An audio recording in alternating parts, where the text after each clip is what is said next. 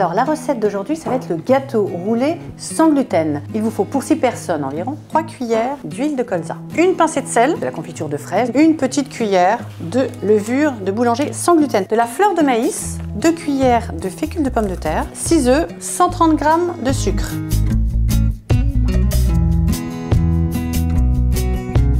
Donc j'ai préchauffé le four pour le moment à 200 degrés pendant 10 minutes. Je vais commencer par casser les œufs. Alors, 6 œufs. Voilà, je sépare les blancs des jaunes. Alors, ensuite, on va mettre une pincée de sel dans les jaunes. Voilà, ça suffit amplement. Et puis, je vais faire un petit peu la même chose dans les blancs, ça va les aider à monter. Tchouk. Alors, toujours dans les jaunes d'œufs, je vais mettre, si on suit bien la recette, 130 g de sucre. Hop, on a tout mis. Ensuite, de la fleur de maïs. Je vais en mettre 4 cuillères. Voilà. Ensuite, 2 cuillères de fécule de pomme de terre. Et après, une petite cuillère de levure de boulanger sans gluten. Après, si vous n'avez pas de levure de boulanger sans gluten, c'est pas grave, vous pouvez mettre du bicarbonate de sodium, c'est très bien. Et après, on mélange. Et ça deviendra vraiment mousseux avec l'ajout des blancs en neige. Et puis pour ajouter un corps gras dans la recette du gâteau roulé sans gluten, on va mettre 3 cuillères d'huile de colza. Voilà, qui est de l'huile neutre. Cuillère, petite cuillère. Hein. Voilà. Là, bien mélanger. Mélanger.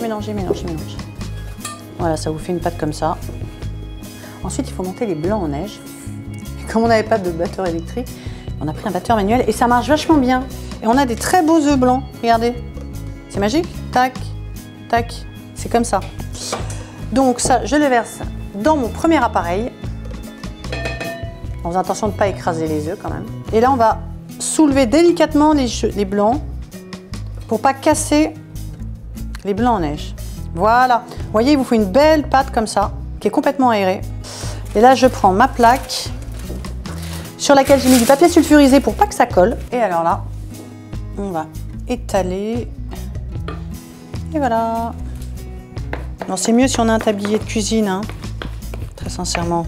Et je vais finir avec ma spatule pour pas perdre de pâte du tout. Et vous avez vu, c'est magique cette raclette. Maintenant, on va bouger la plaque pour bien étaler l'appareil dans tous les coins. Voilà. Alors, il y en a qui tapent aussi sur la plaque, qui font comme ça. Et maintenant, environ 10 minutes à 180 degrés. Alors, il ne faut pas que ça devienne marron. Il faut vraiment surveiller parce que ça va un petit peu durcir en refroidissant. Donc. Et vous mettez la plaque au milieu du four pour que la répartition de chaleur se passe aussi bien en haut qu'en bas. Ça doit être très maintenant. Ça sent bon, non? C'est dommage que je ne pouvais pas sentir. Alors, ce que vous pouvez faire pour que ça n'accroche pas quand vous roulez le gâteau, vous mettez un torchon un peu humide et vous le roulez. Voilà. Et vous le laissez 10 minutes. Et là, on mettra la confiture de fraise. Alors, 10 minutes se sont écoulées. On déroule et on va tartiner de confiture de fraise. Bon, je pense que ça suffit. Ça sert à rien de mettre trop de confiture. En revanche, il faut bien en mettre sur les bords. Alors, on va commencer à rouler.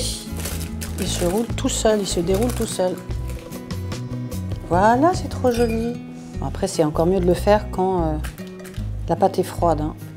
Alors après, vous pouvez saupoudrer de sucre glace sans gluten ou alors de poudre de cacao. C'est joli aussi. Alors voilà, c'est un gâteau roulé aux fraises, à la confiture de fraises, sans gluten.